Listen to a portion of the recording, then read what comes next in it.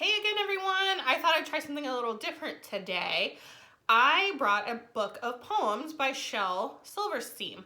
Now, this one's called Where the Sidewalk Ends, and it's a pretty famous book. So you might have this at home if you want to go grab it and follow along. I marked a couple of poems I thought we could read. This one's called Hug O War. Now, poems are normally rhyming, but Shel Silverstein's a little silly like Dr. Seuss, so let's just see what we have in store. I will not play at tug-o-war. I'd rather play at hug-o-war, where everyone hugs instead of tugs, where everyone giggles and rolls on the rug, where everyone kisses and everyone grins, and everyone cuddles and everyone wins. You guys having lots of cuddles at your house these days? Are you playing tug-of-war? We have a little bit of both at our house with Sloan and Greer.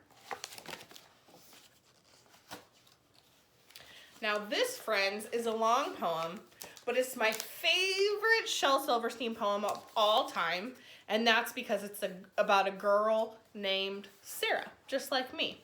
So I've liked this ever since I was a little girl, and it is a tongue twister. It's called Sarah Cynthia Sylvia Stout Would Not Take the Garbage Out. What do you think happens? Sarah Cynthia Sylvia Stout would not take the garbage out. She'd scour the pots and scrape the pans, candy the yams and spice the hands. And though her daddy would scream and shout, she simply would not take the garbage out. So it piled up to the ceilings. Coffee grounds, potato peelings, brown bananas, rotten peas, chunks of sour cottage cheese.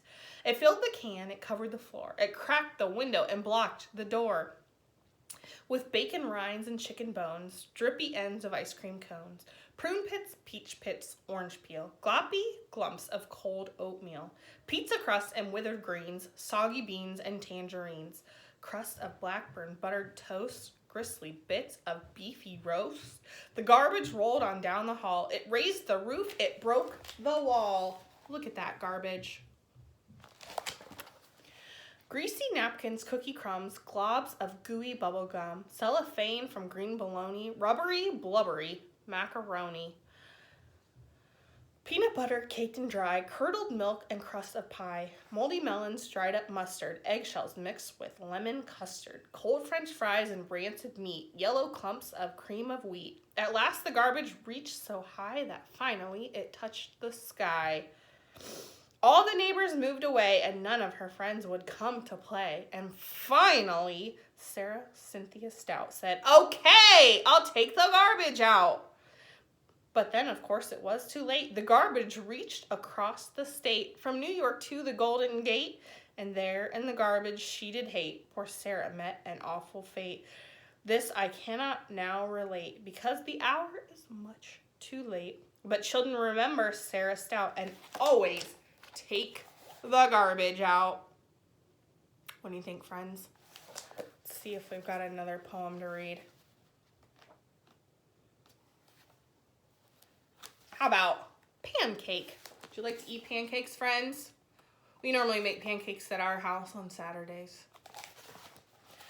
Who wants a pancake? Sweet and piping hot. Good little Grace looks up and says, "I'll take the one on the top."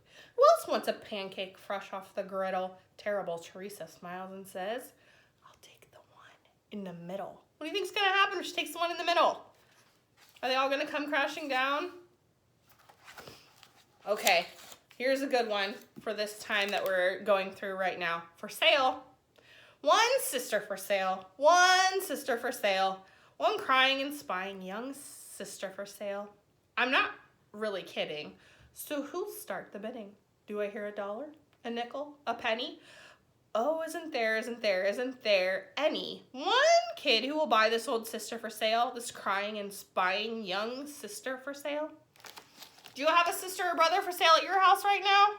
I bet we have 2 sisters for sale at our house. Sloan's gonna sell Greer and Greer's gonna sell Sloan. I miss you, friends. Bye-bye.